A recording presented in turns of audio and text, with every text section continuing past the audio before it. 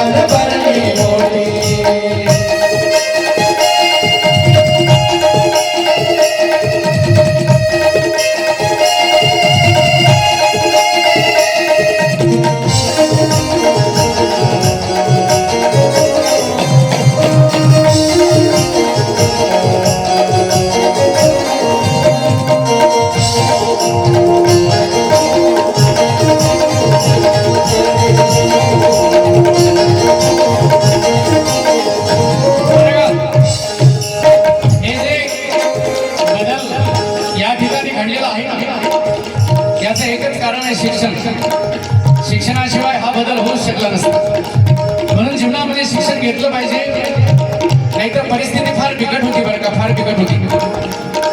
परंतु त्याच्यामध्ये बदल जे झालेला आहे ते शिक्षणाच्या जोरावर झालेला. एक शायर फार सुंदर लिहितो बरं का. किस्मत में जब लिखे गए गुलामी के अंधेरे थे. फार सुंदर लिहितो. किस्मत में लिखे गए जब गुलामी के अंधेरे थे, तब महू में आजादी के पलते सवेरे थे. बरं का. जीवनामध्ये गुलामीचा जो अंधकार पसरलेला होता, त्याच वेळेस महू नावाच्या गावामध्ये भीमरूपी सूर्याचा उदय झाला बरं का. आणि त्या सूर्यानं तो अंधकार कसा घालवला, फार सुंदर वर्णन केलेलं आहे. किस्मत में लिखे गए जब गुलामी के अंधेरे थे, तब महू में आजादी के पलते सवेरे थे. भीम को ना करो कैद किसी एक चौकट में. भीम को ना करो कैद किसी एक चौकट में. वो जितने तेरे थे उतने ही मेरे थे.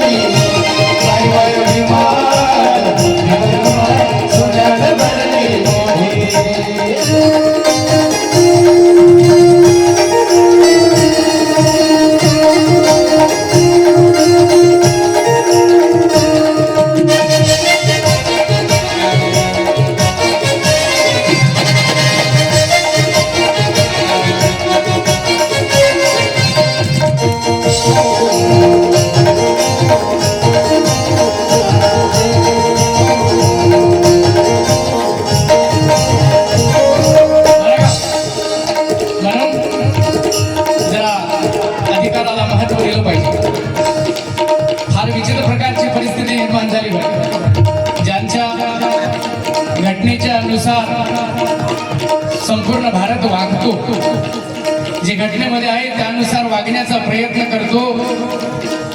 पण ज्यांचं लोक बरं का, ज्यांची बायको सुद्धा घरात ऐकत नाही, ते लोकही बाबासाहेबाला नाव ठेवतात. बरं, परिस्थिती फार बिकट झाली. ज्यांच्या घटनेनुसार सगळेजण वागायला लागले बरं का, संपूर्ण भारताला वागावंच लागतं, पण तरी सुद्धा लोक हे करत असतात असं होऊ नये. महत्व समजून घेतलं पाहिजे. बाबासाहेबांचा अधिकार केवढा मोठा होता. सांगतो एक प्रसंग म्हणजे तुमच्या लक्षात येईल. एक दिवसचा प्रसंग आहे.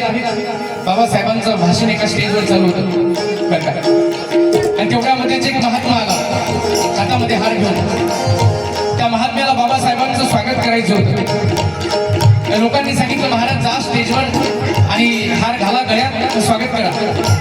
महात्म्यानं सांगितलं, नाही, मी स्टेजवर जाणार नाही, पहिल्यांदा साहेबांना खाली उतरवा. लोकांनी सांगितलं, महाराज अहो भाषण चालू आहे, विनाकारण अडथळा निर्माण करू नका, जा पटकन हार घाला, स्वागत करा. महात्म्यानं सांगितलं, नाही, मी स्टेजवर जाऊ शकत नाही. शेवटी बाबासाहेबांनी सांगितलं, महाराज या ना, करा माझं स्वागत, हार टाका गळ्यात. महात्म्यानं सांगितलं, नाही साहेब, तुम्ही खाली या. शेवटी बाबासाहेबांना स्टेजच्या खाली उतरावं लागलं बरं का. महात्म्याच्या पुढे जाऊन साहेब उभे राहिले आणि त्या महात्म्याला गळ्यात हार घातली बरं का. त्यावेळेस बाबासाहेबांनी विचारलं, महाराज तुम्ही स्टेजवर का आले नाही? त्यावेळेस त्या महात्म्यानं उत्तर दिलं, साहेब ज्या स्टेजवर तुम्ही उभे आहे त्या स्टेजला पाय लावण्याचा माझा अधिकार नाही, हे बाबासाहेबांचा अधिकार आहे. तो महात्मा म्हणजे गाडगे महाराज होते.